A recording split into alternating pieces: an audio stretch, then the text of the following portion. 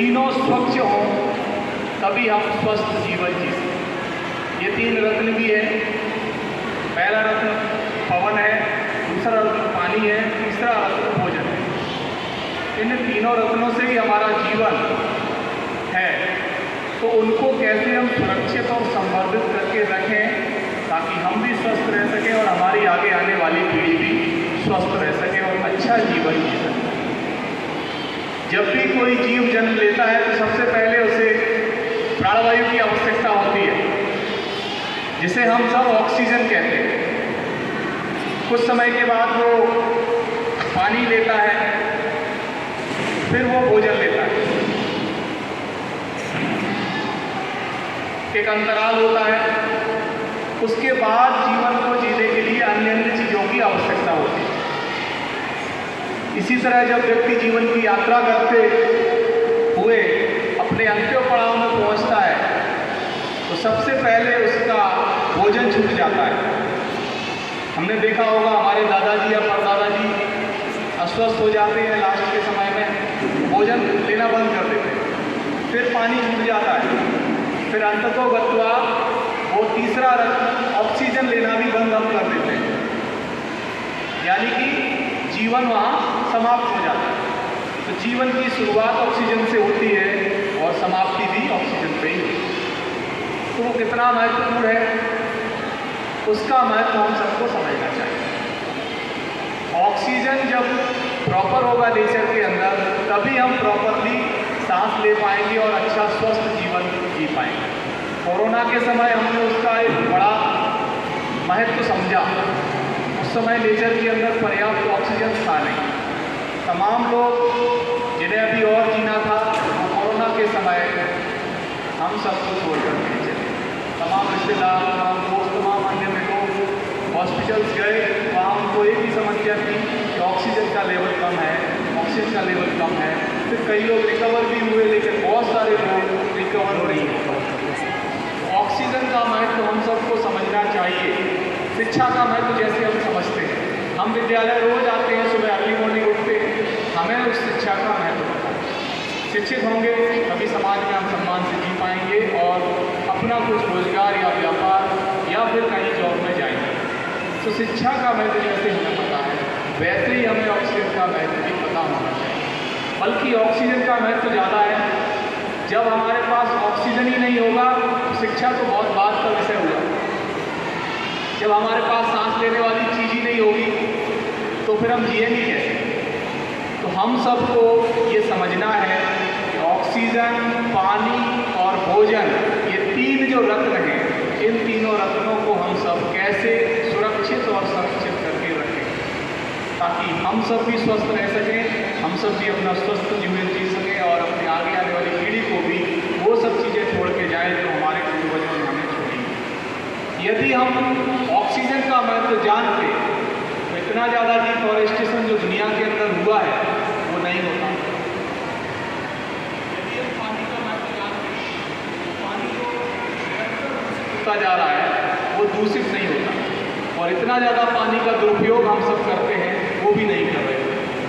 और भोजन तो हम समझते ही हैं कि हम सब लोग ताज़ा भोजन लेना बंद कर रहे हैं, सारा का सारा बासा भोजन खाते हैं जो स्वास्थ्य के लिए बहुत ही हानिकारक है। हम कुछ भी ऑर्डर करते हैं तो वो ताज़ा नहीं होता है, तो सब बासा ही होता है।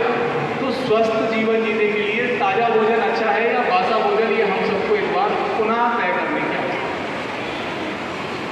ऑक्सीजन को कैसे नेचर के अंदर और ज़्यादा जनरेट किया जाए, प्रोड्यूस किया जाए या फिर उत्पन्न किया जाए, उत्पादित किया जाए, ये हम सबका एक संकल्प होना चाहिए। हर व्यक्ति सांस लेता है, हर व्यक्ति पानी पीता है और सभी लोग भोजन करते हैं, तो सभी की बराबर साझा जिम्मेदारी है अपने इस साझा विरासत को समृद्ध और सुरक्षित करने। कुछ चीज़ें हैं जो आप सबने तो की नहीं है, कोई पनिशमेंट उसी को दी जाती है जो उसकी गलती करता है।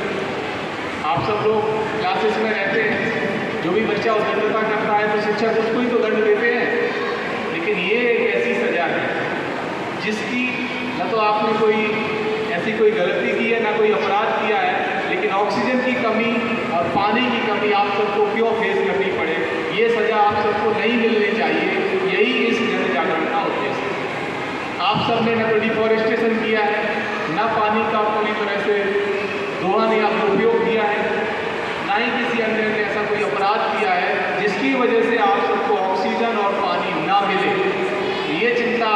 सबकी भी होनी चाहिए। जो गलती आपने नहीं की उसकी सज़ा आपको क्यों मिले? ऑक्सीजन तो आपने खत्म किया नहीं, डिफॉरेस्टेशन भी आपने नहीं किया है, तो ऑक्सीजन आपको कम क्यों मिले? ये बड़ा सोचने का और चिंतन का विषय है।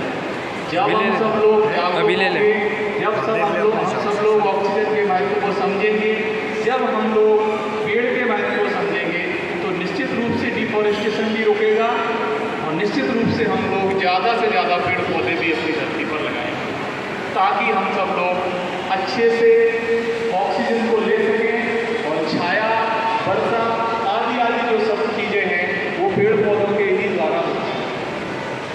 एक धूप में जब मैं साइकिल चलाता हूँ तो मुझे लगता है कि कोई तो पेड़ पौधे यहाँ होने चाहिए थे सड़क के किनारे, कई जगह पर नहीं भी मिलते हैं तो धूप में ही मुझे राइडिंग करनी पड़ती है। आप सब भी जब कहीं बाहर जाते हैं धूप होती है तो लगता है कि यहाँ छाया चाहिए, क्योंकि धूप में ज़्यादा देर तक सर्वाइव नहीं कर सकते। धूप में सर्वाइव करना यानी कि बहुत ज़्यादा गर्मी लगती है तो लगता ही है कि छाया में बैठना ही पड़ेगा। तो उस समय जब पेड़ पौधे ही नहीं होंगे हमारे पास तो हम वो सरल कहाँ लेंगे, वो छाया हमें कहाँ मिलेगी, वो स्वस्थ ऑक्सीजन हमें कहाँ मिलेगा? ये चिंता हम सबकी होनी चाहिए। आप सब लोग मिलकर के इन प्रयासों को जब करेंगे तभी यह जन जागरण की सफलता मानी जाएगी, तभी इस क्षेत्र में उतना कार्य माना जाएगा जितना होना चाहिए। सामाजिक सुधार हुए, शिक्षा के क्षेत्र में क्रांति आई, वैज्ञानिक तकनीक के क्षेत्र में दुनिया बहुत आगे बढ़ी, तमाम हथियार, परमाणु, हाइड्रोजन बम बनाए, लेकिन एक क्षेत्र जिस क्षेत्र को पूरी तरह अछूता रखा वह है पर्यावरण का क्षेत्र। पर्यावरण का जितना ज़्यादा संरक्षण होना चाहिए था उतना उल्टा उसका दुरुपयोग और दोहन हुआ, जो कि बहुत ही चिंतनीय विषय है। तो हम सबको मिलकर अपने इस पर्यावरण को बचाने के लिए अथक प्रयासों को करने की आवश्यकता है। 24 घंटे हम अपना समय शिक्षा, खेलने, भोजन, घूमने फिरने, लग्जरियस लाइफ को जीने में लगाते हैं, उसमें से 1 घंटा यदि हम अपने पर्यावरण को बचाने के लिए, अपने खुद के ऑक्सीजन को प्रोड्यूस करने के लिए लगाएं तो ही हमारा जीवन सफल और सुगम हो सकता है। अन्यथा आगे आने वाला समय बहुत ही भयानक और भयंकर हो सकता है, जिसकी हमने कल्पना भी नहीं की। बहुत बहुत धन्यवाद। पुनः आप सबसे मिलना होगा और आप सब लोग स्वस्थ रहिए और अपना जीवन पर्यावरण के अनुरूप जीने का एक प्रयास करिए।